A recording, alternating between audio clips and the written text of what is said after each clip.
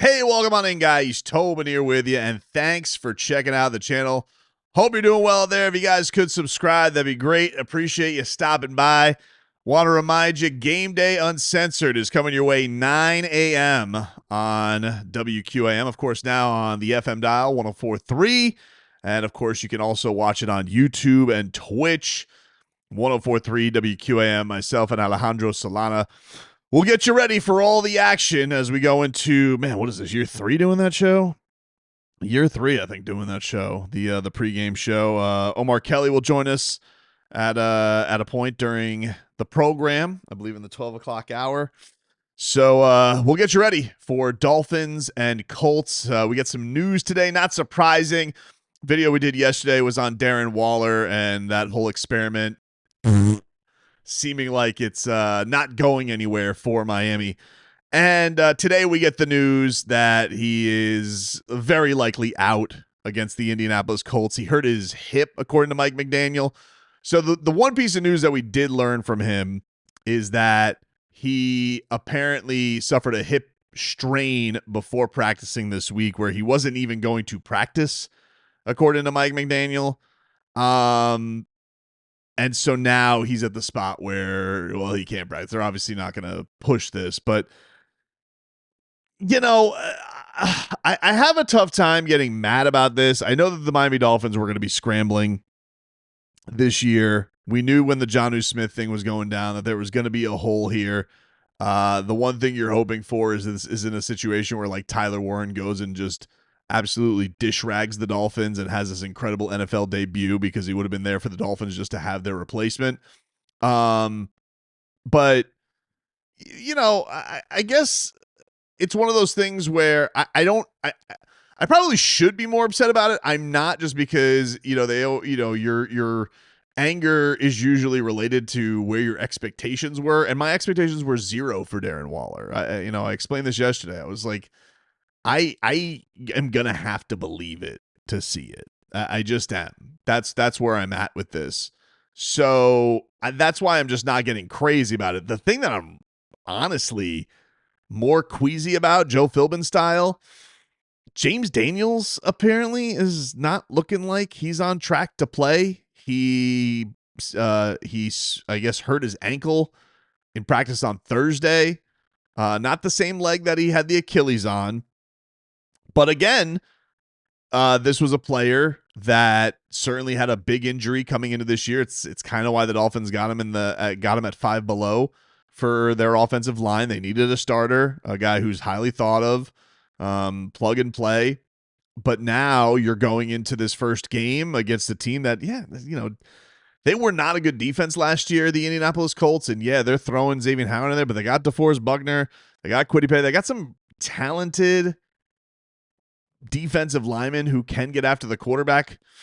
It's not nothing. And, to lose the interior, one of your starting interior linemen, when, man, so much of the focus was what the Dolphins were doing to fortify those trenches. And now you're in a spot where one of your starters is looking like he's going to miss the opening game.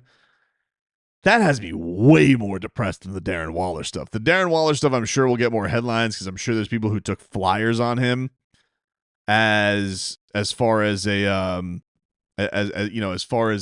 fantasy player or something was that concerned, and he's more known than a lot. But man, if we're going into this thing, and I don't know who they're going to go with. I don't know if they got Keon Smith listed behind him on the depth chart, but do they go Brunskill?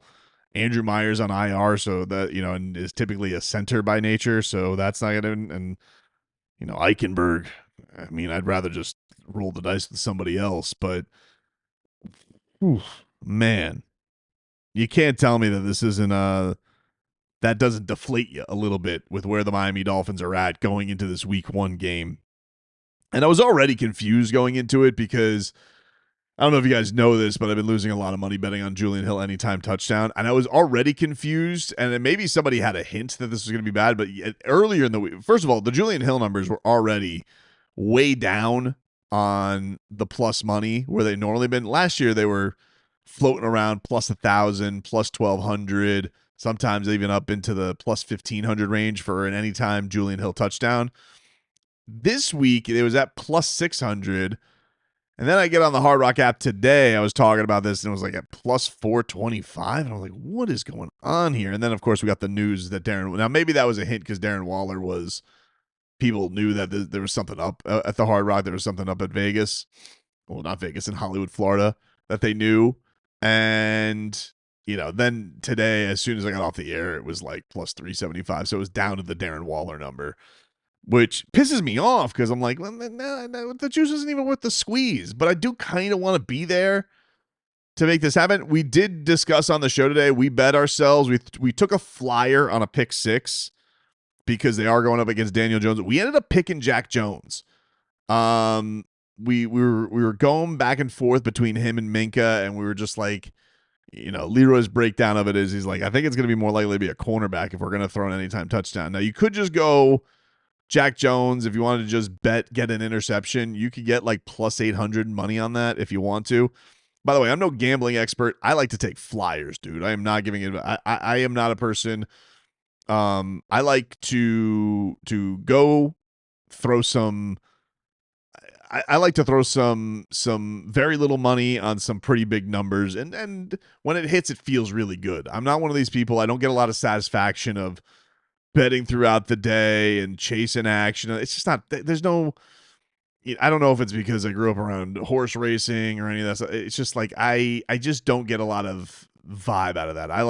But what I like about football is boom, it's instantaneous and it happens. So, I do think you can bet on the coin toss. I was like, man, should I do that? Like, no, that feels like only a Super Bowl thing you're allowed to do. You can't do that. So this is gonna be an interesting one though, man. I still stand. Like, I know that these teams finish with the same record. They have the Colts in their division have much of a better chance to win their division than the Dolphins do in theirs, according to the odds makers. Hell, the Dolphins are at a point right now in the odds. They have the same odds to win the AFC East as the Titans do to win the AFC South. Which I get it. The Texans are at plus money right now, and the Bills are overwhelming. I think they're the heaviest divisional favorite in all of football, at least the last I checked on that. So I don't know, but I'm look. In spite of James Daniels being out, this is going to be a big focus. A lot on the young guys between Kenneth Grant, especially going up against Tyler Warren. I feel like that's kind of I know he's not going to cover him per se, but even if it's in a less sexy position, you'd like to have that impact be there. So there is a little bit of something there for the Miami Dolphins. Patrick Paul is all the hype legitimate. This guy's been probably fluffed up more than anybody on the team this year. Ollie Gordon, what do you get from him? Savai Naya, obviously, now especially with Daniels, there's going to be a bigger even spotlight on him. Storm Duck, like a lot of these rookies and sophomores that you have coming into this game, there's a big highlight on all of them. And I know that the big names get the big names because they get the big checks, but it's interesting because it's almost like how much these guys will be able to swim right away will determine like where the Dolphins are going to be at in a matchup, especially like this. I think a matchup that I think a lot of Dolphin fans have the expectation that they should win this game. If they don't, I mean, everyone, I know it's week one, but people are going to be going nutty. I just know what it's at when it comes to that with the reaction of the fans and where everybody's at. I mean, look, people are getting crazy.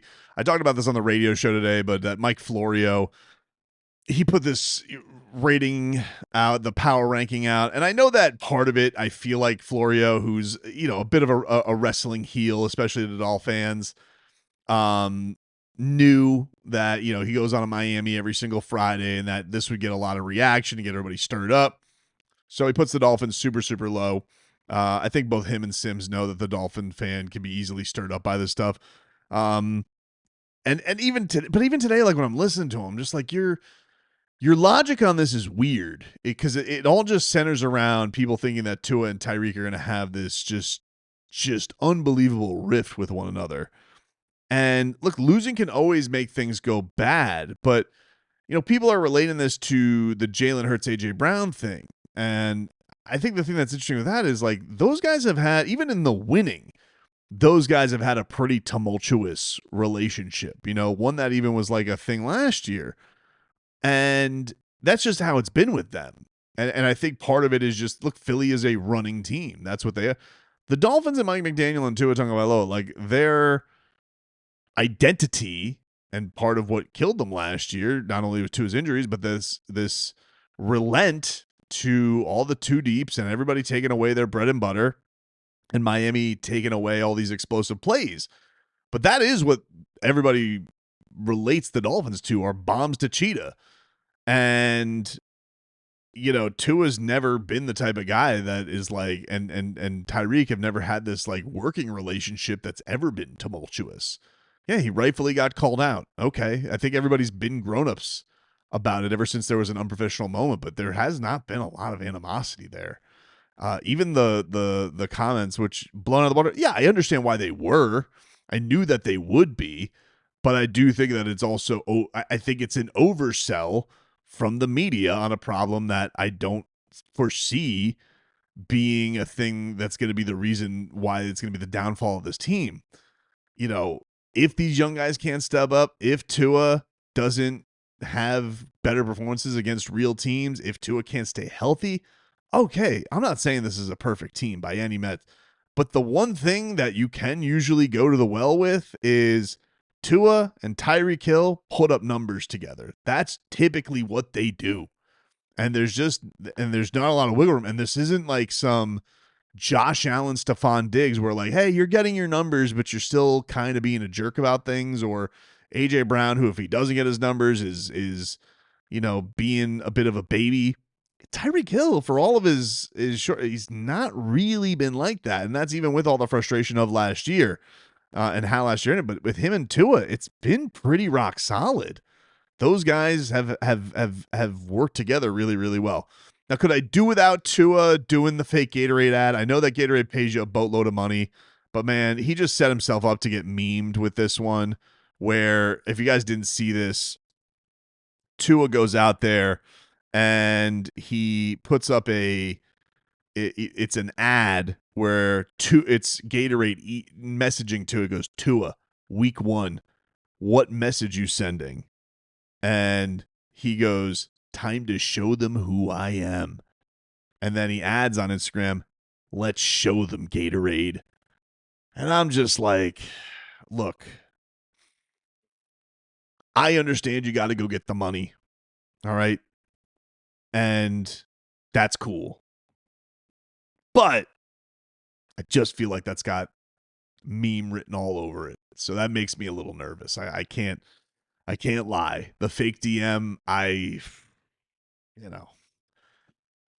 hope that he does show them where they are. I hope. I am hopeful that is going to be the case, because I certainly don't want to see that end up on the wrong side of things.